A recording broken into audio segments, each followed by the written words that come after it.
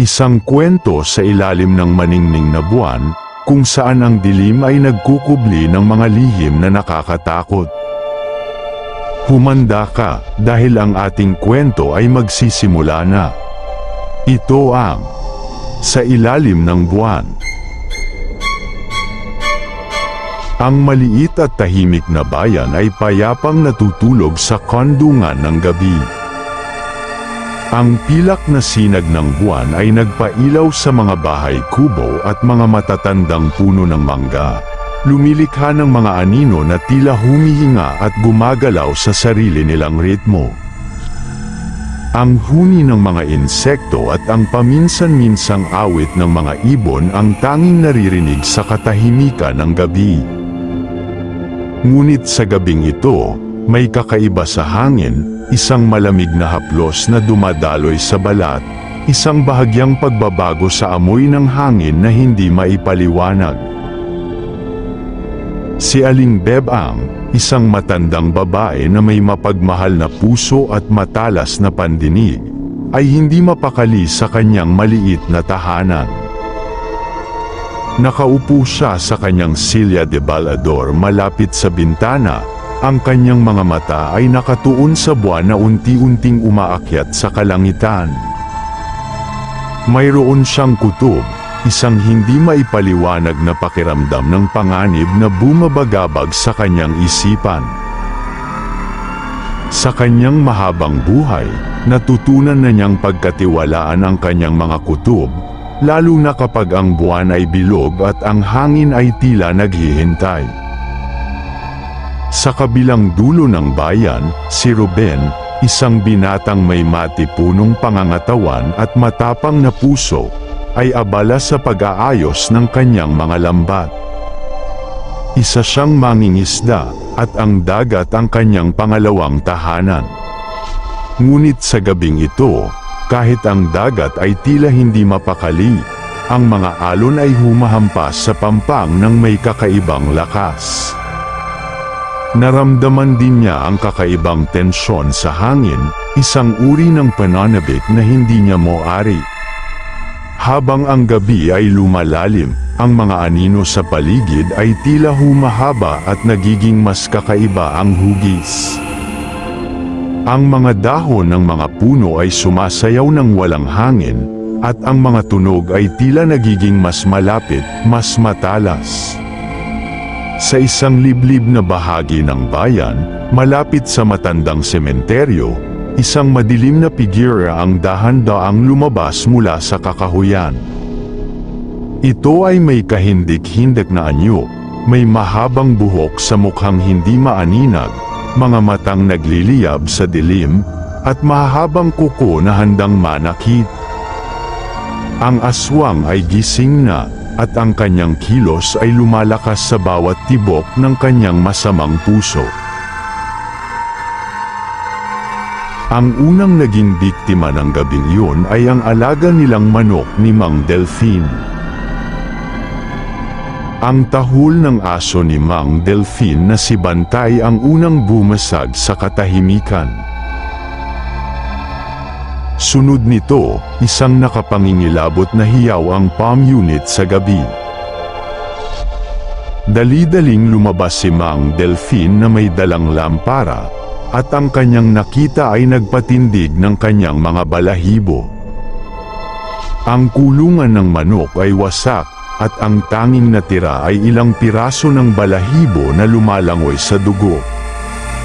Wala si Bantay sa paligid.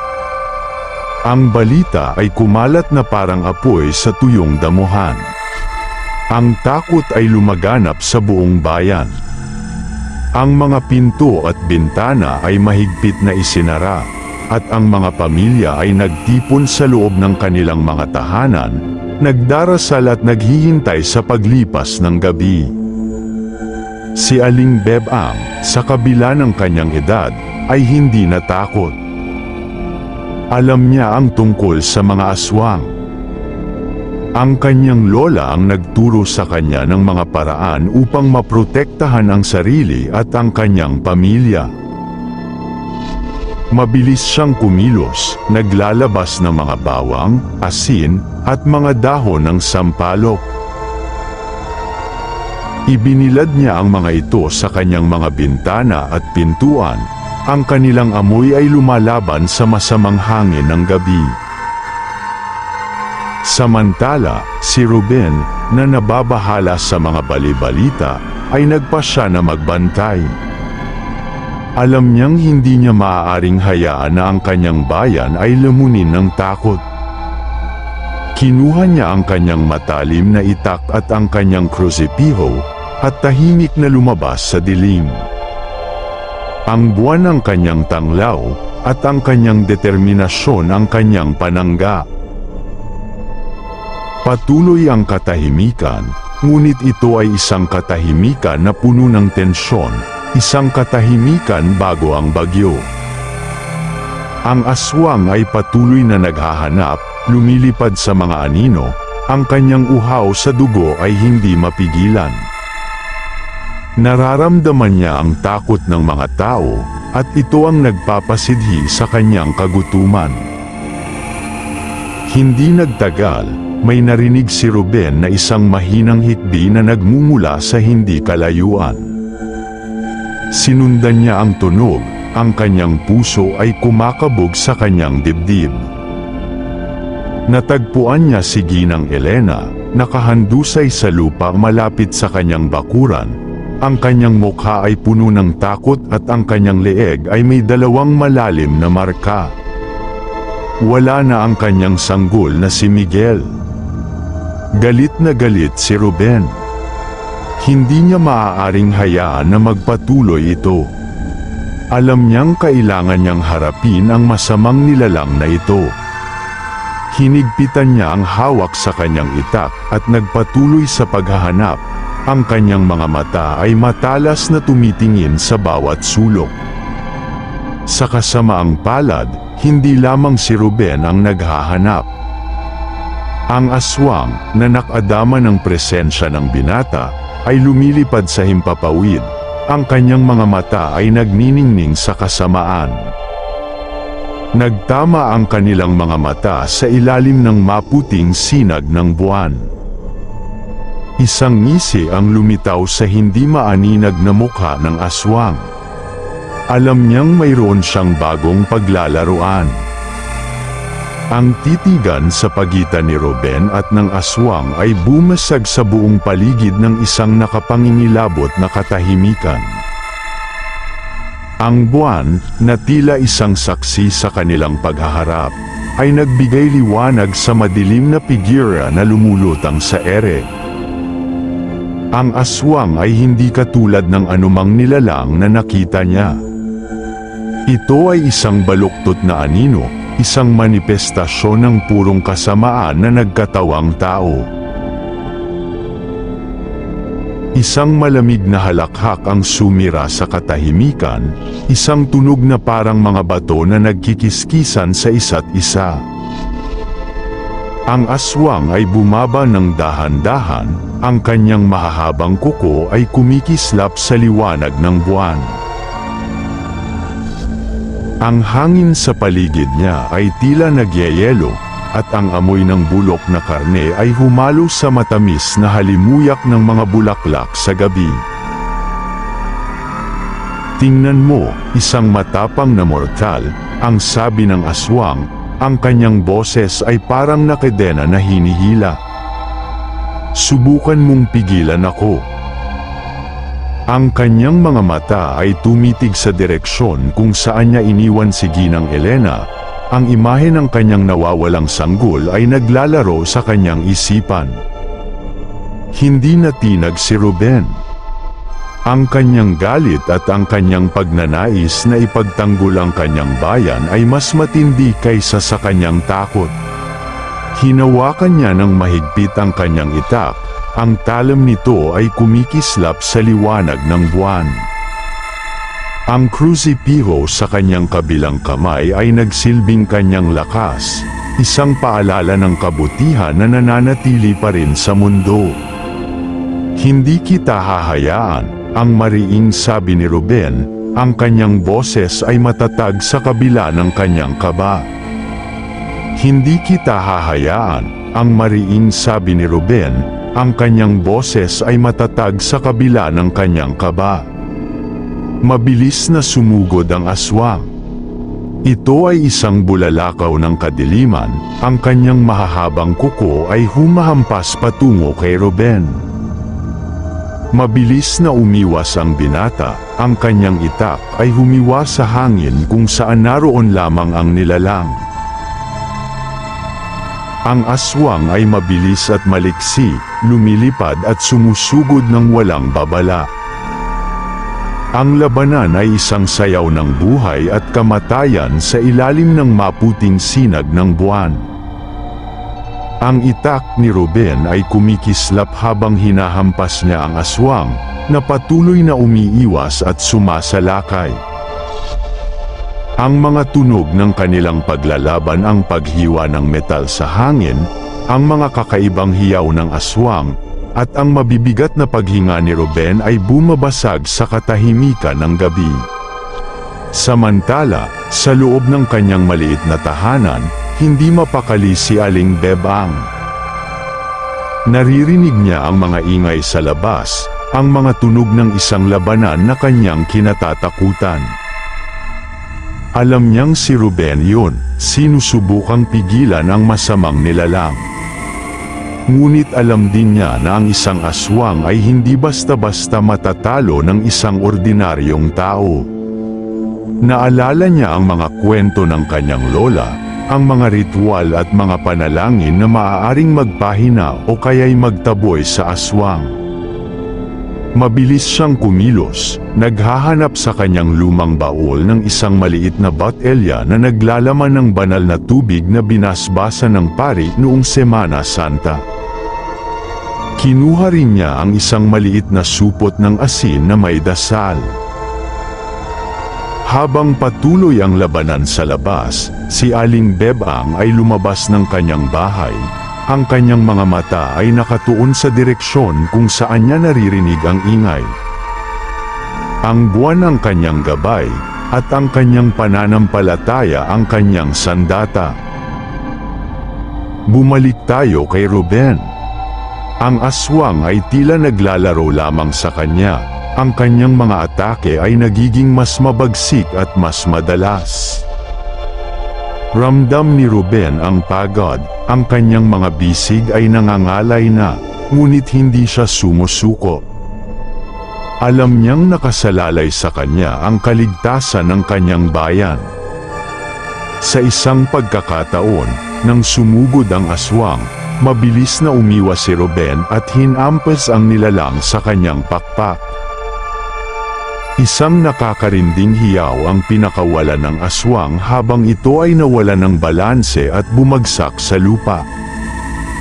Mabilis na sinunggaban ni Ruben ang pagkakataon at itinutok ang kanyang krusipiho sa mukha ng aswang.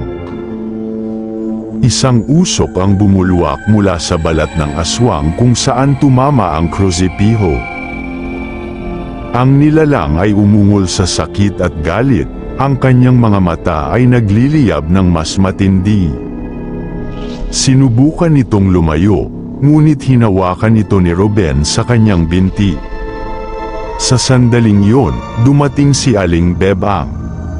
Ang kanyang maliit na figura ay matatag na nakatayo sa liwanag ng buwan. Iwinisik niya ang banal na tubig sa aswang, na nagdulot ng mas matinding hiyaw ng paghihirap. Pagkatapos, ibinato niya ang asin sa paligid ng nilalang, na lumilikha ng isang hindi nakikitang hadlang. Ang aswang ay nagpupumiglas, ang kanyang katawan ay nanginginig sa sakit at galit.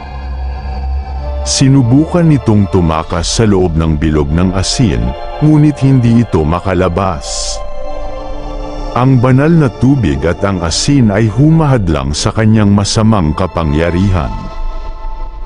Nakita ni Ruben ang kanyang pagkakataon.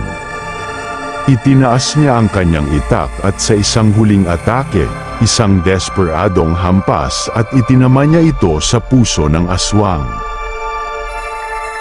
Isang nakakatakot na sigaw ang sumira sa gabi, isang hiyaw ng pagkatalo at pagkasira.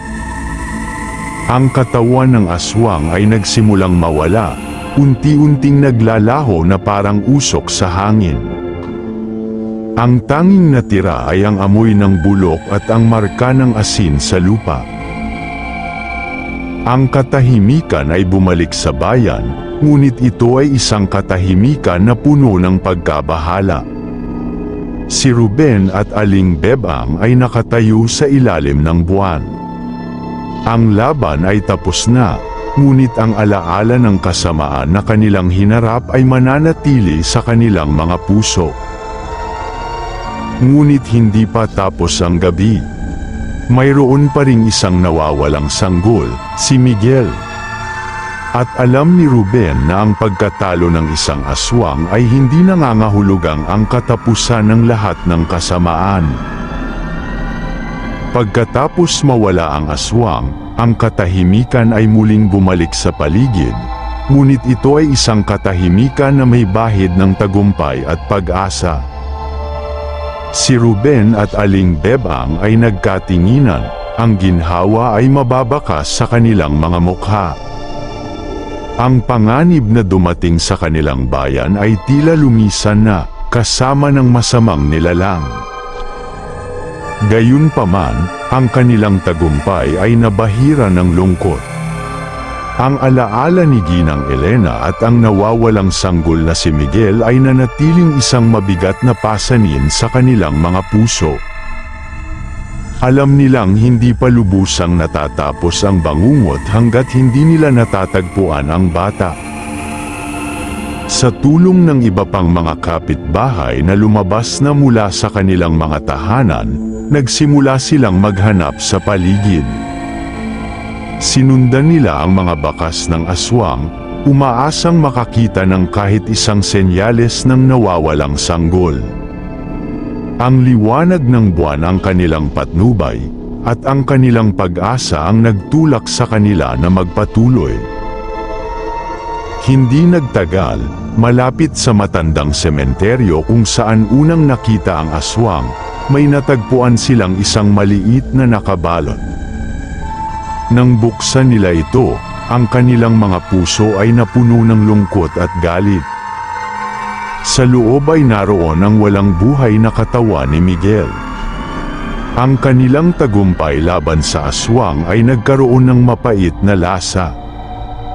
Ang buhay na inakala nilang nailigtas ay nawala na pala. Gayunpaman, sa gitna ng kanilang kalungkutan, mayroon ding pagkakaisa. Ang trahedyang ito ay nagpatibay sa kanilang samahan bilang isang komunidad. Alam nilang kinailangan nilang magtulungan upang harapin ang anumang kasamaan na maaaring muling sumulpot sa kanilang bayan. Kinabukasan, inilibing si Miguel ng may pagmamahal at respeto. Ang buong bayan ay nagluksa sa pagkawala ng isang inosenteng bata. Si Ruben at Aling Bebang, kasama ang iba pang matatapang na mamamayan, ay nangako sa isa't isa na magiging mas mapagbantay at handa sa anumang panganib na maaaring dumating. Mula noon, ang mga tao sa bayan ay naging mas matapang at mas nagkakaisa. Natutunan nila ang kahalagahan ng pagtutulungan at ang lakas na maaaring matagpuan sa pananampalataya at katapangan. Ang kwento ng aswang sa ilalim ng buwan ay naging isang paalala, isang madilim na kabanata sa kanilang kasaysayan na hindi nila kailanman malilimutan. At sa bawat paglitaw ng bilog na buwan, ang mga matatanda sa bayan ay muling ikinukwento ang kabayanihan ni Ruben at ang karunungan ni Aling Bebang, isang babala at isang paalala na ang dilim ay maaaring magkubli ng mga nakakatakot na lihim, ngunit ang tapang at pagkakaisa ng isang komunidad ay maaaring magtagumpay laban sa anumang kasamaan sa ilalim ng buwan. Ngayon, dito muna magtatapos ang ating kwento. Ngunit sa iyong isipan, maaaring magpatuloy ang mga anino, at ang susunod na kabanata ay maaaring naghihintay lamang sa paglubog ng muli ng araw.